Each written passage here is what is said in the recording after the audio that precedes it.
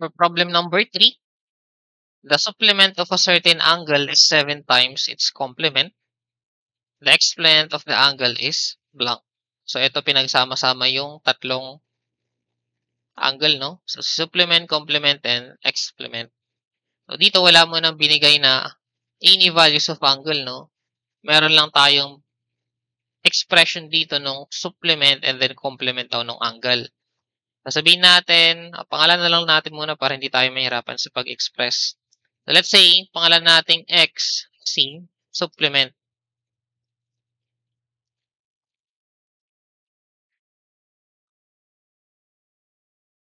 Si complement naman, pangalanan natin Z. Complement. While si explement, pangalan naman natin siyang Z. So, explement or conjugate. Now, dito, hindi natin alam ano yung original ng angle. No?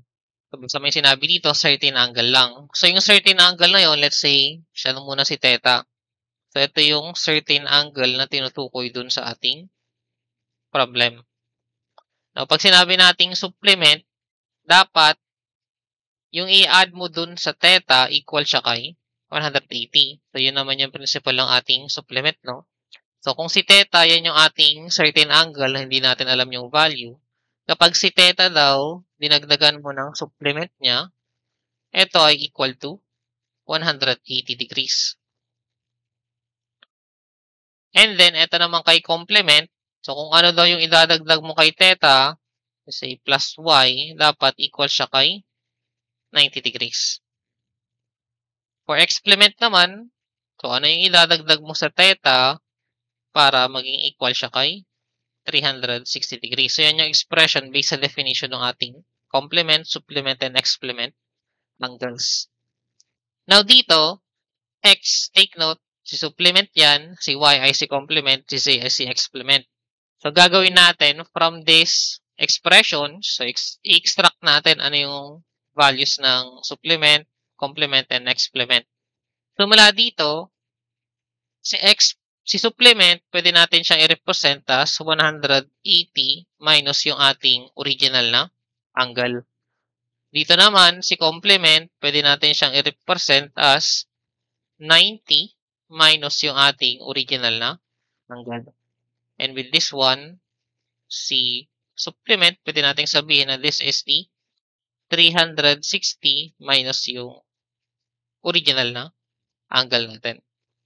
Now, merong relationship si supplement and complement. Sabi dito, yung supplement daw is 7 times the complement. So, isulat natin. Si supplement, sabi, yun yung X. So, si X na to, equal daw siya sa 7 times ni complement. So, si X equal siya kay 7 times ni complement, wherein si complement, pinangalanan natin siyang Y. So, ito yung pinaka-relationship ng dalawa, no? Supplement is 7 times ng complement. Therefore, X is equal to 7Y. So, dito, hindi pa natin masasolve si explement kasi hindi naman natin alam originally kung ano yung value ng theta.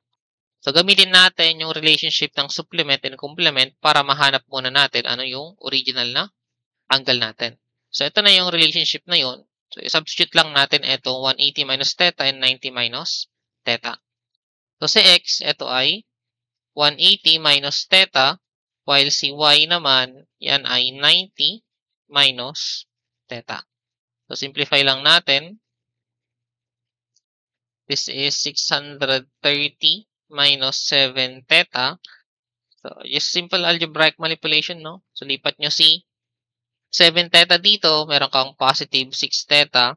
Lipat mo si 180 sa kabila, magiging minus. So, we have 630 minus 180. So, 6 theta is equal to 630 minus 180. So, you have 450.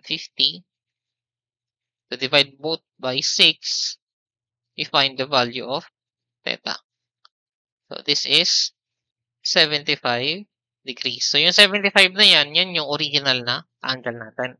So, tinatanong ano daw yung explement ng original angle. So, lagay natin siya dito. So, si Z is basically 360 minus 75. Therefore, yung ating explement is equal to 285 degrees. So, ito na yung tinatanong dun sa ating problem.